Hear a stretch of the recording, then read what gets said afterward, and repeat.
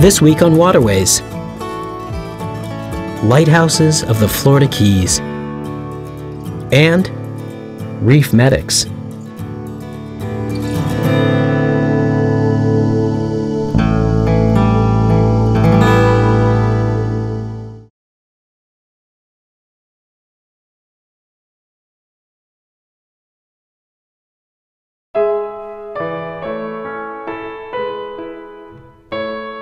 Lighthouses. They are much more than the sum of their parts. More in the imagination of lighthouse lovers, and more to the sailors who depended upon them. In the Florida Keys, lighthouses are scattered from one end to the other, with some situated 6 to 8 miles offshore. These beacons, which the early Native Americans called the white man's moon, have contributed to the safe passage of thousands of ships. Today, the Coast Guard acts as a lighthouse keeper, maintaining these historic structures. A lot of people consider these structures lighthouses, but at the Aids and Navigation team in Key West, we consider them reef lights. We take care of 7 major reef lights along the Florida Keys: Molasses Reef, Alligator Reef, Sombrero, Sand Key, 28-foot Shoal, and Cosgrove. We also take care of 1 lighthouse on Loggerhead Key, Dry Tortugas National Park. That brings it up to 7 reef lights and 1 lighthouse. The overall mission of the Coast Guard is safety at sea, and these lighthouses are a major part of that role.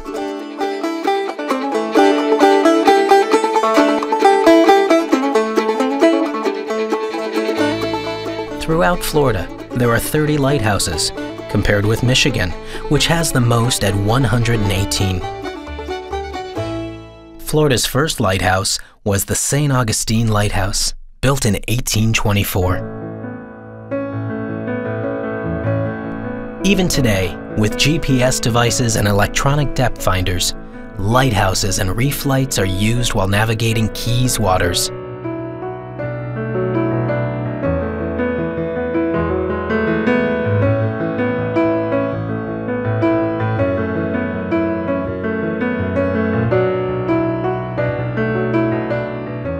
The catamarans and charter sailboats that frequent the reef tract use reef lights as guides, targets, when charting their course.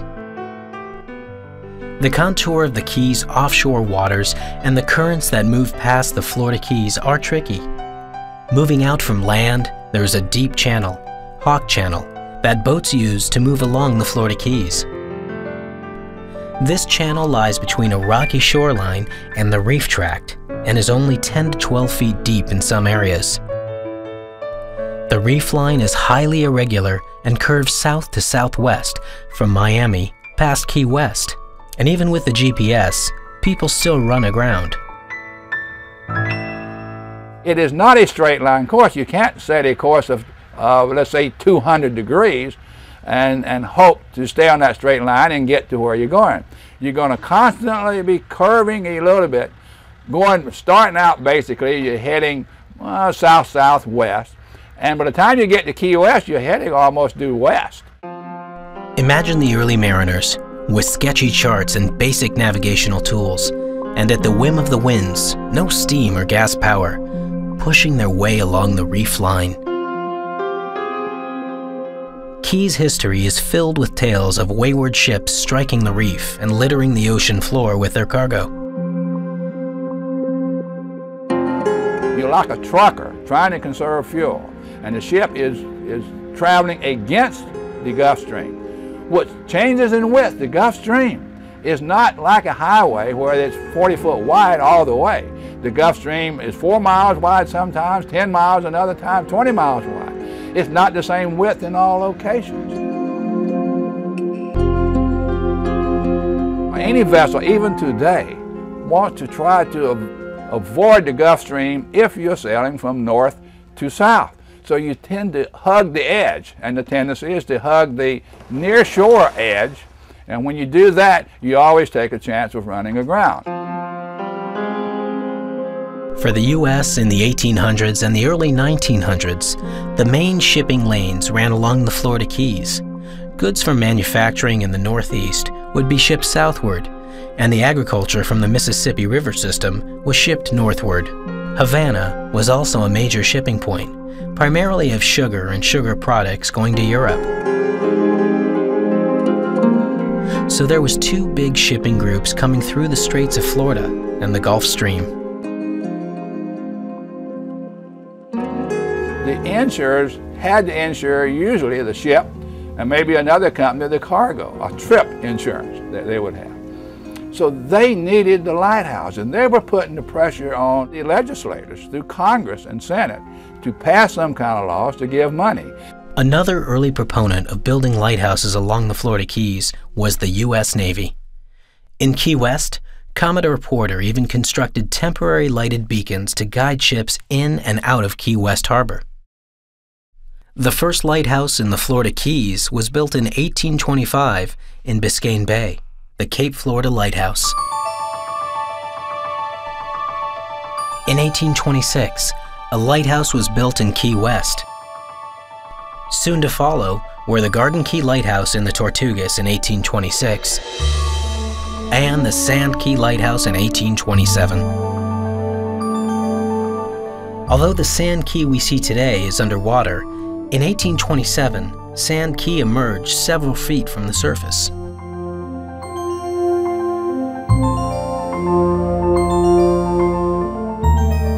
And all the lighthouses at that time were some kind of stone masonry structure that had to be built on land. And that was one of the reasons they built the first lighthouse in Key West. And they built the lighthouse at Sand Key on the small island there. And they had no island in the upper Keys, they were anywhere close, and they built one on Cape Florida, the closest point they had off the inside the reef. The effective range of a lighthouse has as much to do with the light's brightness as upon the number of feet above sea level the light is located. Unlike the lighthouses in the eastern and western coasts of the United States, which often situate lights on hills and cliffs, the Keys lights depended upon construction for their height. On the receiving end, the height of the ship, or rather the height of the lookout nest on the ship, determined how far away a light could be seen. But the brightness only matters on a clear night. None of them were greatly effective because they were very small. The Sand Key one probably was. They were trying to build other ones, but had no technology. The hurricane of 1846 came in and destroyed the Key West one and the Sand Key one.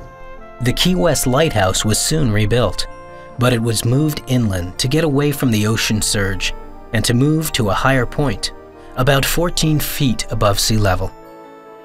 The Sand Key Lighthouse was replaced with a lightship. They would anchor a ship and put a light as high as possible. These lights were not very bright and were subject to the same weather as the passing ships, so in the 1850s, they tried a new technique. They were looking for some means of construction that could put a light along the reef, and they invented or devised this ScrewPal Lighthouse, which is like a big corkscrew that's actually anchored into the coral reef, and then this steel skeleton lighthouse is built above it. And being open with steel skeleton, it can take the seas and the wind. With the problem solved of engineering sturdy structures at the reef line, more lighthouses were born.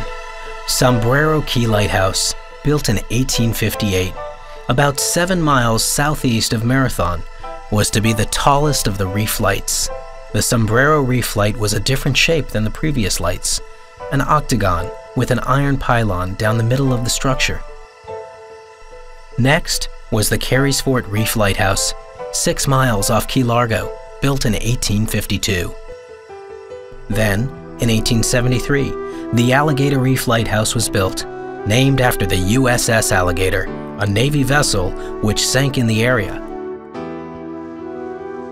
In 1878, the Fowey Rocks Lighthouse was lit for the first time, replacing the Cape Florida Lighthouse. And just 2 years later, in 1880, a lighthouse was built at American Shoal. Mariners could travel from current-day Miami to the Tortugas, and if it was clear, seamen would not lose sight of a lighthouse the whole way. At each of these lights, even the reef lights, there were living quarters for the lighthouse keepers. People would go out and spend a tour on the lighthouse. Most of the time, in the records I read, they had 3 lighthouse keepers, sometimes 4, but it would be normally 2 guys on the light station and 1 on leave. So you would go out and do 2 months and you get 30 days back in home. So the big difference was you were out there isolated for the period of your duty. There wasn't enough time in the day for the lighthouse keepers at the reef to come to the mainland, to their homes, every night. The sailing vessels were not fast enough, the trip too dangerous. But although there was always a risk commuting to work, it was a desirable job for the times. It was boring, it was a very boring job, I'm sure, because it's just light the light at night, make sure it burns all night, and then in the morning you had to clean it up after you secured it, and you had to make sure you got all the soot and everything. But the rest of the time it was just boredom out there. It wasn't hard work, it wasn't dangerous work, although there were some that were lost at sea going to and from the lighthouse in their small boat. Technology improved. They were able to remote the lighthouses or leave them unmanned. And that was the next big thing, being able to remote them.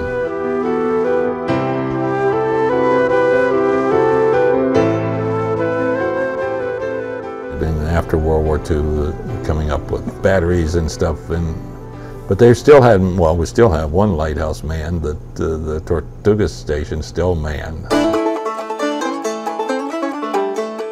Originally, it was the Lighthouse Service, created in 1789 by Congress, which oversaw the country's lighthouses. Over the years, lighthouses were placed under the direction of the Department of Revenue, later the Department of Treasury, and then the Department of Commerce and Transportation. The Coast Guard took over control and responsibility in 1939. Most common maintenance problem probably would be an extinguished light bulb or lamp, or a low voltage due to something being on the solar panel. This is probably the most important piece of equipment we have in the light, which is the rotating beacon. It can be seen from about 15 to 25 nautical miles out. The number of wrecks caused by the Keys reefs has declined throughout the last 400 years. But as Tom Hambright explains, even the best technology is no cure-all. Even after steam power lighthouses, there was often wrecks that would run aground next to the lighthouse. So you still didn't get rid of the incompetence. In fact, we still have that today. Huge cargo ships can be seen almost daily, traversing the Keys waterways. While technology has helped protect boats and the lives of mariners, it has also helped protect a fragile ecosystem. The future of these lighthouses is uncertain as the Coast Guard tries to find ways to minimize the cost of maintaining the hundreds of lights across the country. The National Historic Lighthouse Preservation Act of 2000 enables the government to give away 300 lighthouses. Both the St. Augustine Lighthouse and the Key West Light have had ownership transferred to a private non-profit organization, which exists as museums and tourist attractions. Whatever their fate, the lights that shine from these historic lifeguards will remain etched in the minds of all sea-loving people as a testament to man's desire to bring ships and their cargo safely to shore.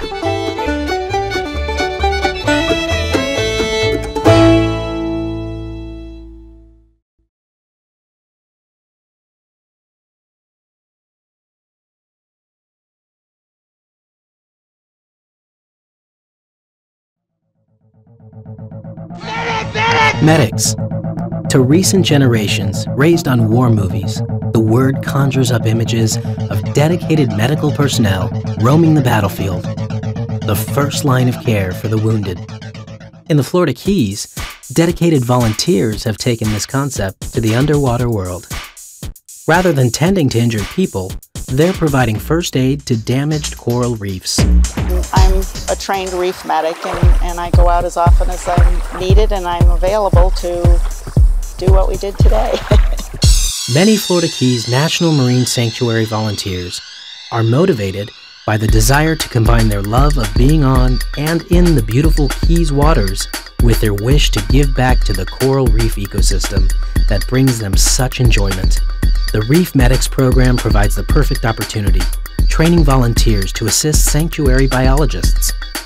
Equipped with underwater cameras and global positioning units to pinpoint their exact location, the Reef Medics venture out on government vessels to survey area reefs. They're looking for problems like coral disease, coral bleaching, or damage from boat groundings. Each member knows that the data they collect could determine the survival chances for the reef in question. GPS coordinates, water temperature, photographic identification. All of these factors are important and must be kept organized, much like a military medic evaluates a wounded soldier. Priority is given to those who need treatment most. Small boat groundings are a serious problem in the Florida Keys, with hundreds reported each year. Shallow coral reefs loom suddenly from the bottom, and seagrass flats covered with a few inches of water border deeper channels, making safe navigation difficult even for experienced boaters. The Sanctuary and other resource management agencies in the Florida Keys work diligently to educate residents and visitors alike about the damage done by boat groundings and how to avoid them by using good boating skills. However, with an ever-growing number of boat owners in Florida, eliminating the problem completely poses a major challenge. People who are not real knowledgeable about the water and don't know how to identify when they're getting into really shallow water, they'll run their boat through these coral patches and can do a tremendous amount of damage in a very short period of time. The chance to assist sanctuary restoration biologists in reattaching corals that are dislodged by boats that run aground draws many reef medics. The volunteers prove extra sets of eyes that can locate damage that might otherwise have gone unnoticed and unrepaired. If the damage is located quickly, the corals may still be alive. Once reattached, the corals continue growing. And that's where the volunteer staff really can add a tremendous amount of benefit and manpower to the sanctuary program for boats that get ticketed. Of course, they're able to collect damages directly from the responsible party. But in these orphan cases, that damage has to be repaired somehow, and without being able to collect fines from the responsible party, having quote-unquote free labor to help with the Reef Medic program and patch those damaged areas back up. In case of minor damage, restoration teams reattach corals to the reef structure using marine epoxy or cement. First, they prepare both the reattachment site and the bottom of the detached coral, so the bond will adhere. For small groundings that don't damage the reef structure extensively, this simple step may start the area on the road to recovery. It's like putting Humpty Dumpty back together again. That's the neat thing. I was very skeptical the very first time I went out and we did coral reef patching. I thought, there's no way that this is going to be repaired. And it is. It's amazing. I mean, it's amazing. Mother Nature steps in and says, I will take over from here. You've done your part. So it's kind of neat. Before new volunteers join sanctuary experts performing underwater repairs, they learn about restoration techniques and practice them on non-living materials. When I went through the program back in 2001, it was actually a 3-phase training program as well.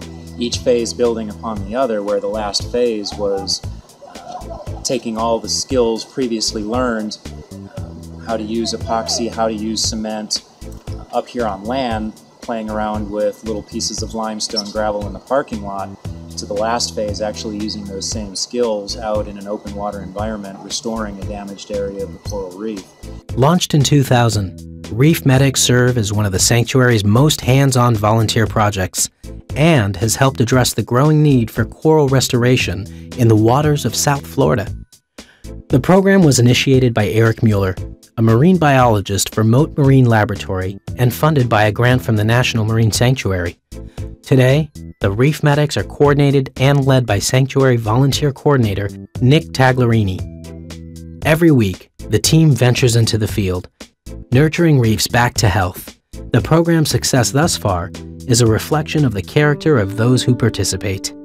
What's interesting is the diversity among the volunteers. Some are young, some are old, some are retired. Several of the people that have been trained recently were people that I just casually said, oh gee, this is what I'm doing. You know, they say, oh, you're retired, you know, what do you do with all your free time? And I say, well, you know, I don't have a lot of free time because this is what I'm doing. One thing about the volunteers is that they're very enthusiastic about the ocean. They're the coral, the fish life. Even if they don't stay in our Reef Medic program, the fact that they've been trained and the fact that they now can go out and talk to people about what they've seen and what they're doing, they're educating people. Reef Medics isn't a program that appeals to everyone. Swimming and snorkeling skills are essential as a prerequisite for entering the program. But for those volunteers whose passion lies underwater, the program offers the chance to see immediate results from their hard work. And remember, those who don't want to get wet can help in many other ways. Well, it seems that if somebody has the energy to volunteer in one program, they're very likely to have energy to volunteer in numerous different programs. And with all the partnerships that the sanctuary has, both formally and informally, volunteers certainly that come in through the Reef Medics program or other sanctuary-sponsored volunteering are good candidates to volunteer with Reef for their fish counts, to volunteer with the Nature Conservancy for a lot of the work that they do. The more experience that the volunteers accumulate, whether they are doing it just for their own enjoyment or whether they're doing it to help further their career, there are lots of opportunities both within the sanctuary and with the sanctuary partners. With over 3,000 square miles within the Florida Keys National Marine Sanctuary, it's just really impractical to expect that the sanctuary could hire full-time people to monitor that entire area. And so the eyes and ears and hands of the volunteer staff are going to become just even more critical in the coming years. With the sound of a boat motor, instead of the buzz of helicopter blades, armed with epoxy rather than gauze, the first aid team arrives and splashes. Reef Medics to the rescue.